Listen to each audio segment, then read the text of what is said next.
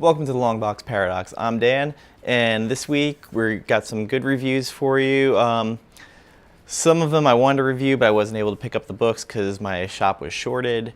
So I want to start off with a couple of little bits of information that have been kind of jumping around.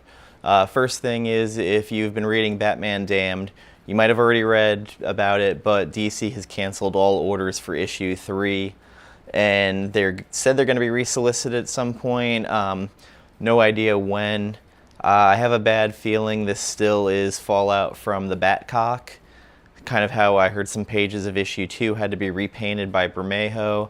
So maybe editors got a hold of issue 3 and they're making them redo a bunch of it so that they don't have a Batcock situation on their hands. And also, if you were a fan of the old 90s tricks of the foil covers, Unknown Comics they started pre-selling some of the foil covers. Are going to be available at the DC booth at Emerald City Comic-Con. One of them is the Grim Knight #1 Delato cover, which is, I guess, the B variant. They're going to have a foil cover of that. The Derek Chu cover for Harley Quinn 57. There is also the Art Germ cover for Catwoman #9.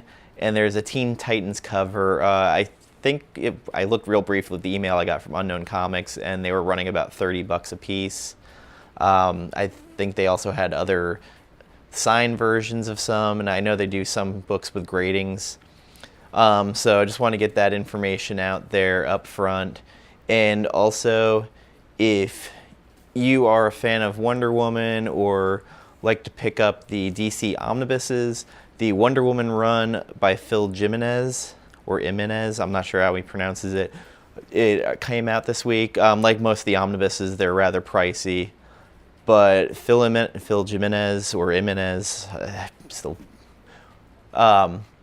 probably since George Perez, one of the best Wonder Woman artists there have been. I'm pretty sure he worships at the altar of George Perez. His artwork, especially back then, was very Perez-like. He'd probably admit it too. So I saw that was out, and if you like the omnibuses, pick it up. You won't regret it. Really great run, fantastic art by him. So since we're talking about DC, let's get started with Batman 65, the third part of The Price, written by Joshua Williamson, this one with art by Guillem March again. This follows up from the last issue of Flash, where they're at the lab in the foreign island, and Gotham Girl has started a fight with them, and all these degenerated, venom, zombified Gothams are attacking them. This book starts out with a flashback of the insane brain of Gotham Girl, where she's seeing the night where her family gets saved from the mugger, but she's the one that saves them. And then she goes, well, that's not how it happened, and then starts explaining how it really happened.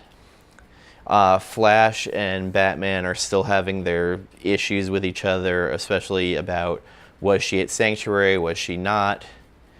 The clones, or whatever they are, almost zombied, in the Gotham costumes, they start exerting themselves because of the power and exploding, chasing after Batman, the Flash. Flash gets fed up with it and says he needs to save his city. Gotham Girl has gone there and started destroying stuff.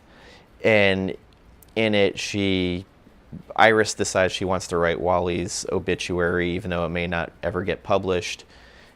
And Flash gets there, and he starts fighting with her, and then Gotham shows up. Batman's in his jet trying to get there as fast as he can. And Flash is he's having trouble with Gotham and Gotham Girl. And then Batman arrives, the fight's still going on. And Gotham, his body starts degenerating. The venom, super venom that they used for him, or to bring him back, is starting to fade. His body's burning out again, causing Gotham Girl to break down. And Batman's trying to get through to her to save her, and her body starts glowing.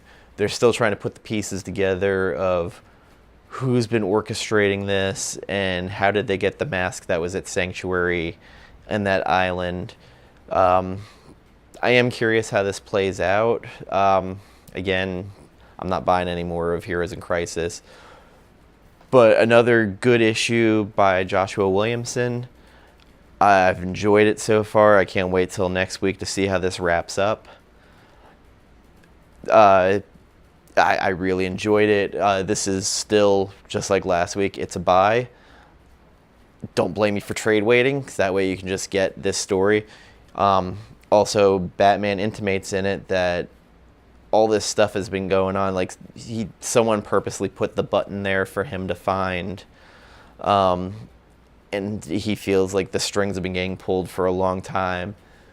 So I'm looking forward to it, and I really hope that Josh can nail the landing on this, because I'll be disappointed if it kind of lands flat. From there, we are going to talk about from Image Comics. I'm going to be brief on this one because it was a lot of character building, not a lot of action in it, but East to West, number 41. And I know the end is coming near for this book, and this book has a lot of flashbacks of John Freeman and Wolf as kids meeting for the first time, and then it jumps to the future with them talking at the end of the book. Have a little bit of Archibald having discussion. It's a lot of setup for this next couple of issues, and if you haven't been reading so far, go ahead and pick up the trades. It is a book though where it hits just massive amounts of things happening. Then you'll have a couple of issues with nothing happening, but you're doing build-ups, and the build-ups are important to get a sense of where the book is going. So for this one, if you haven't been reading the books so far, then don't buy it, but I will recommend going back and buying the trades. But I hadn't talked about this series yet, so I want to make sure I at least talked about it this week. And from there, we're going to go to one of my favorite series, and big surprise, it is a Rick Remender book, and that would be Seven to Eternity. Seven to Eternity is one of those books that is just fascinatingly beautiful. Jerome Opena, which I don't know how I had not seen his work up until this book. I know he'd done a couple of X books back in the day. It is beautiful, just absolutely beautiful. The lore building by Remender of this civilization, and the Mud King, and how people strike bargains with him. And once you make a bargain with him, he pretty much owns you. You become his whisperer, basically. This issue starts out with the Mud King, his son, I call him the Piper, but he has come to the city in the sky. The name is really just not clicking in my head right now, even though I just read the book. But his son has come to free him, and he's just wreaking havoc. The Mud King is hiding from him because his son has his own ambitions, which probably could include killing him. He's trying to get at him. Everybody in the city hates the Mud King because they struck a bargain with him. And the downside of the bargain was that if they touched the ground of civilization, it would kill them. So they have to live in the sky. If they ever touch the ground, they die. Adam Osidis, he has this journey into, I believe they called it the well. And Opena summons what might be one of the greatest intentional, unintentional homages to Ditko and his Doctor Strange run I've ever seen in the well, where Osidis meets these cosmic entities and they discuss what he needs to do, They give him nails for his gun. It kind of almost talks about what's gone on so far. It's just beautiful, beautiful artwork, and the way the book ends for this issue,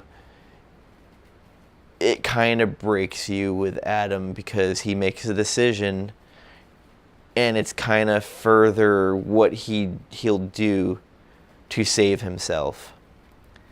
And this one, it ends with Adam's son being told as one of the people from the Sky City just burns hitting the ground that his father did this to them. Buy it.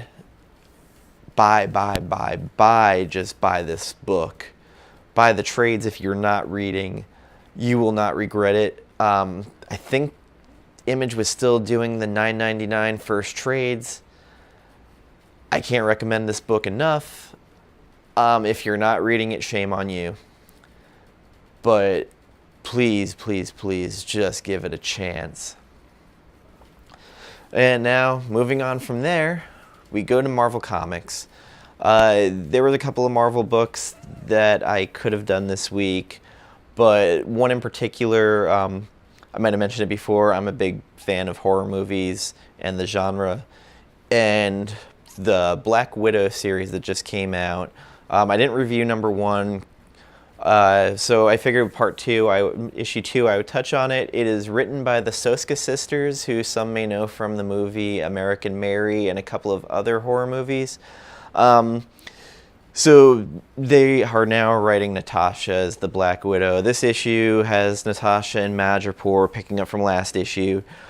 There are action scenes in it that feel like they were almost taken from a Steven Seagal movie with, beating people with pool cues.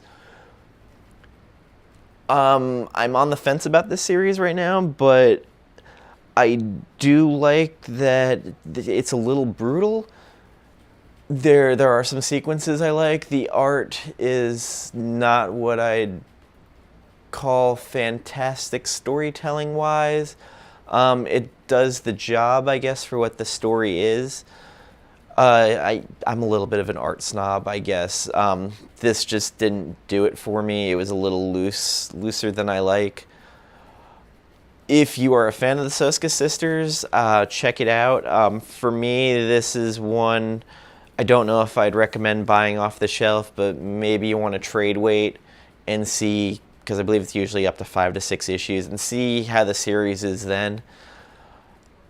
Yeah, it was a rough one for me. I maybe should have reviewed Thanos number 2, but that's fine. But I was really interested in what the Soska sisters were going to put on here. And it was, writing-wise, not as good as I would have expected, but it's passable.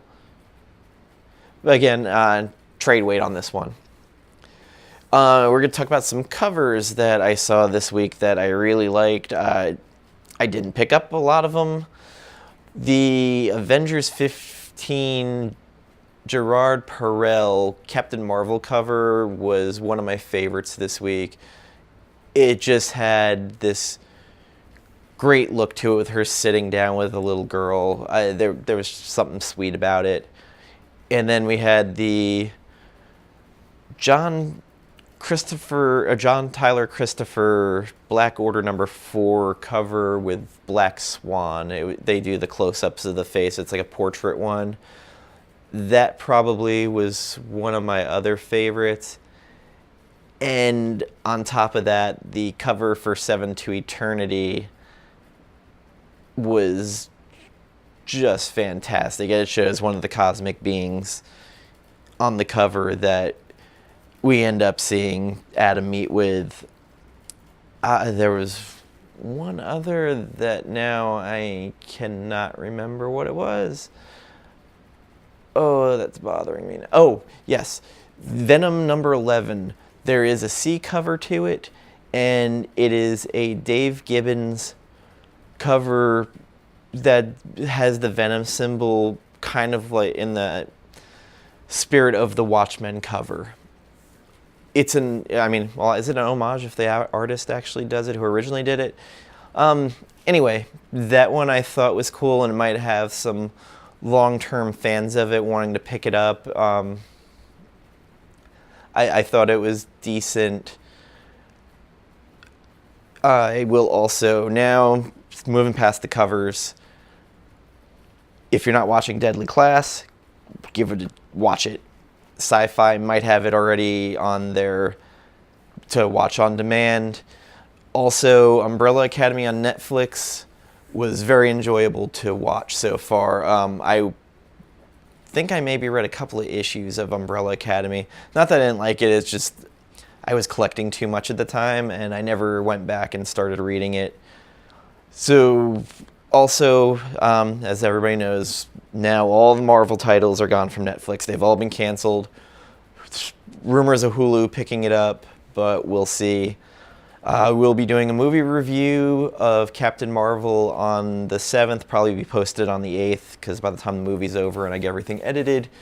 Looking forward to it. The early reviews seem to be very good. Berto Gonzalez from The Wrap and Heroic Hollywood seemed very, very happy with it, and he's a fanboy, and he's been pretty dead on with the movies he's liked and how I've reacted to them, so I'm looking forward to it. I've already heard there's two end credit scenes, one mid, one post, so you've been warned, you know it's out there. And I'm looking forward to a big week of some good titles next week. Anyway, I just want to thank you for your time watching this. Like, subscribe, comment, and let me know some books I might be missing or I should be reading. I'm always happy to take suggestions, recommendations, especially on indie titles, because my store doesn't order many, and I don't think a lot of the online agencies like Newsarama and stuff really hit on the indie titles enough, so there are ones that just slip by that I might not catch, and I might not follow the creators or have other creators putting them into my feed, seeing that. And also, I just saw a lot of tweets from Tom Taylor and Capullo that there were some covers that were being shown for the Deceased series coming out from DC, as well as the Snyder Capullo Last Night. That's a Black Label title, which will be the second Black Label title, and I don't know what happened to any of the other Black Label titles that were originally announced, but it'd be nice if they actually came out. Again, thank you for watching. So long, farewell, Avita, say goodbye.